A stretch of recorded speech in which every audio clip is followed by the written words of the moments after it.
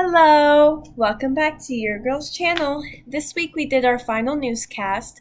We were in the studio and we had one take of the script that we built ourselves, and we dressed professionally and we got to see what the actual environment was like. It was a wonderful experience. I learned a lot. I'm going to play the video for y'all, and then we will talk about what came from it, how it felt, what the environment was like, and stuff like that. I hope you enjoy. Hello, this is Jalen Ward live in the studio to give you the latest updates in our news. Gatorade wants you to drink more of its beverage, and now I can tell you how to do it most efficiently. Meet the GX Sweat Patch. This sticker goes on your inner arm before a workout, where it measures how much sweat you produce. Then Gatorade's app tells you how much fluid and sodium you've lost and how much of its sports drink you should consume to replenish it. You get 2 patches for $25, and you can only use them one time each. The good news is, once you know how much you need to drink in a typical workout, you probably don't need to reinvent that wheel unless you change up your routine or environment. All Apple stores in the United States are open for the first time since the pandemic. That's 270 stores. Many are open for walk-in customers, but others require a scheduled 15-minute shopping session. Some are open only for order pickup. Stores in Texas were the last to reopen after winter storms hit the state last month. Alaska Airlines passengers boarded the new 737 jet Monday morning. The new airline took delivery of the airplanes back in January. After testing the jets for 5 weeks, they are now part of the airline's regular fleet. The 737 MAX was cleared to fly late last year after Boeing made improvements said to make it safer. The Federal Aviation Administration grounded the planes from March 2019 to November 2020 after 2 crashes killed more than 300 people within a 6-month period. Alaska Airlines expects to receive 13 of the planes this year. By 2024, it expects 68 of the jets, which will replace its Airbus fleet. Some health officials are concerned about a decline in COVID-19 testing.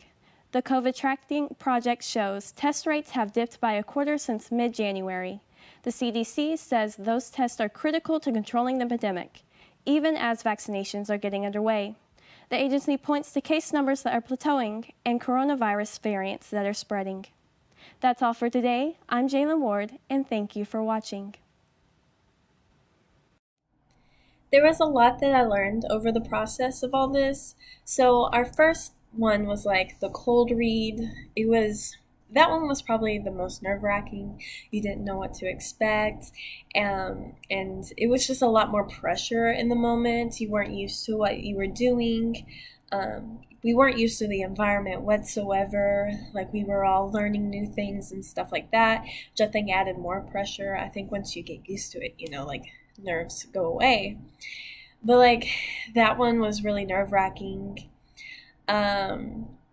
In the second one, where we like practiced what we were saying, and we got to pick the stories and really like get into the character of a news anchor, I think it was more easier. I think because it was just a practice run through thing, that we weren't super duper nervous because we knew it was a practice. Like, yes, people are going to see it. Our classmates are going to see it, but it's not our final product. But like, we knew this was where we can make our mistakes because we knew that we could finish it in the end.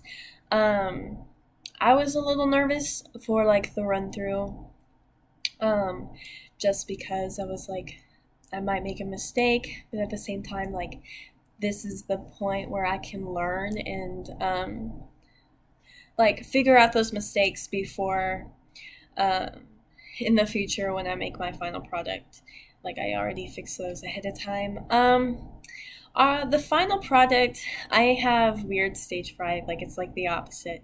If I'm like in front of a camera, or like I walk on stage because I've performed before, my nervousness kind of goes away.